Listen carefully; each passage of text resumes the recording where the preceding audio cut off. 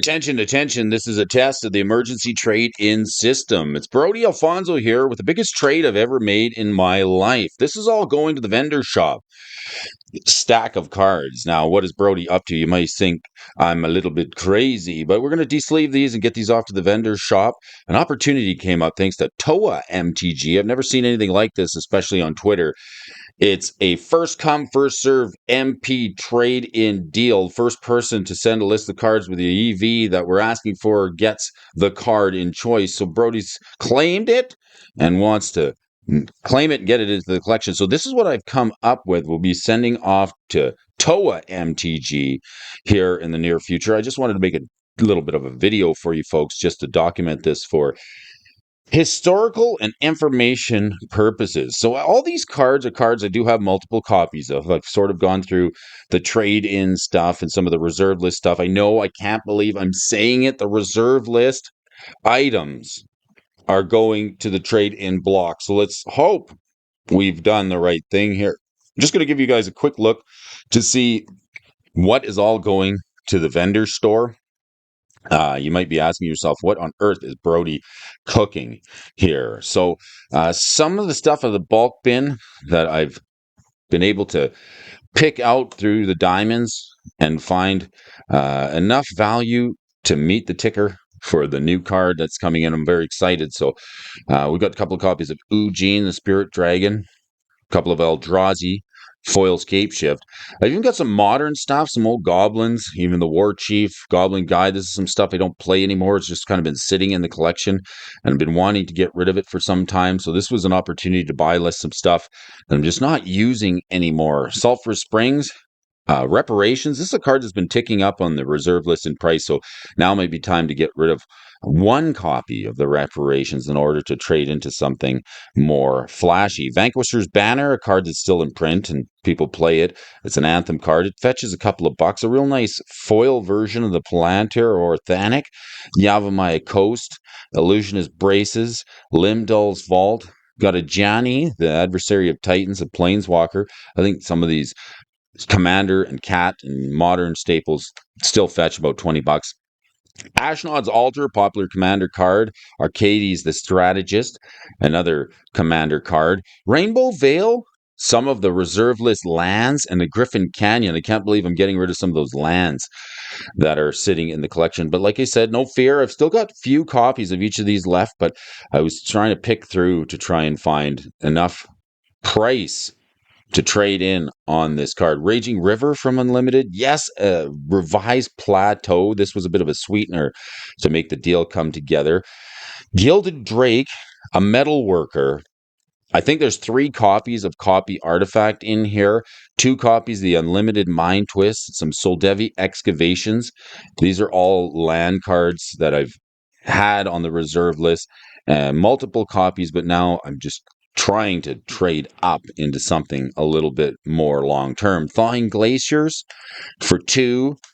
Urza Lord High, All Artificer, the foil Savor the Moment from Shadowmoor, and some foil Trade Routes. One from the 9th edition in foil, the Mercadian Mass foil. I picked these up a few years ago, playing in a turn stack, and the foil versions of the Mercadian Mass cards. Now they're fetching about 50 bucks in trade-in value, so that's not a bad deal. Aether Vial, Staff of Dom, Inti Sencha of the Sun, Braids Arisen Nightmare, some more reserve lists, including the Helm of Obedience. Currently playable Ixalan card, the Uncommon Pitiless Plunderer, and I found a Portal to Phyrexia in my bulk. I know some people that play this. It's good in Reanimate, especially in a welder deck, so that's right up my alley. But for the 30 bucks I'm going to get in trade-in value, I figured I might as well let it go. Got a chance of opening some of these cards still into the future, so some of them are still in print, which is kind of good for me. Copy of Leveler from Muradin. Foil version of the Leveler. I picked up copies of the Leveler before he became too popular in CEDH. So this one, it could fetch you about 10 bucks. Jeweled Lotus, Flagstones of Trocaire, Diabolic Intent, and 3 copies of Prime Time. I'm keeping 1 copy for myself just in case it gets unbanned in Commander. These are fetching a premium now and are spiking on the price charts for speculation over Commander. So for what he's going to fetch, in trade-in value. I think about $20 to $30 per prime time. Time to move those to the bin. Like I said, I'll keep one copy for myself. Copy Artifact, Uro, Elvish Reclaimer, the Basalt Monolith, another current playable card, a Dolmen Gate, a nice version from the list, Halvar, the God of Battle, the Aura Equipment Commander, Fauna Shaman, 2 copies of Zur the Enchanter, Zur, this is the Commander Zur, Eternal Schemer. These are fetching a couple of bucks in trade-in value. Clear the Land, another Mercadian Mass foil, the Witch's Oven, Altar of Dementia, some another $10 cards that are popular in EDH, an unlimited clone, and of course 5 copies of Spelunking non-foil. I'm bullish on this card. I've got plenty of them, but now with the ticker, this uncommon's done quite well. It's time to just throw in a couple of copies, maybe just average down and get into something a little better. So 5 and 5 on the Spelunking. Muriel, the Shield of Argyle, and then a Cycript full art premium foil borderless version. I think I opened this one. Now I've got something to say about some of these premium versions. I do have the basic version of the Cycrift, something that'll just shuffle up just fine so I can still play it in EDH. I'm not leaving myself without any of the tools. I'm just sort of going through some of the premium versions that I've been happy to open over the years.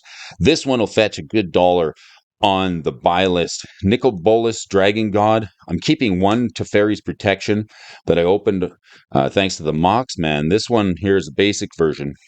I've got the Cryptic Command, some Amoket invocations, Daze, Grindstone, Mana Drain, holding on to the Legends version as I can get rid of one copy of Mana Drain. Phyrexian Dreadnought, Opal, this card's bumped up so high on the price charts, and it's still in print. I've got 3 copies of it. Now might be time to trade in one with the hopes of maybe opening one down in the line in the future. So I've got a few copies of Opal. I figure it's time to let one go. And I've got 2 copies of the Pyramid from Arabian Nights, Memory Jar from Urza's Block, and a Mishra's Workshop. What are you doing, Brody? What is this list you're trading in for? All right, the Mishra's Workshop fetches a pretty penny on the buy list, so that's going in there. 3 copies of the foil Memory Jar from Urza's Block. Reserve list card. It's one of my favorites. Can't believe I'm doing this, but this goes to show why we're making the video. We got a Wheel of Fortune, Unlimited Bayou, Revised Bayou, Tolarian Academy, 2 copies of Force of Will Invocation. Something I picked up when these were in print. Now I've been running the premium versions of Force of Will, including the full art borderless double masters version that I opened. These are like going anywhere from $400 to $500 in trade in store credit. So I don't mind running the Alliance's basic original OG version of Force of Will if it means I can downsize some of the premium versions to get some good scored credit. I don't mind running the basic Force of Will and letting this one go.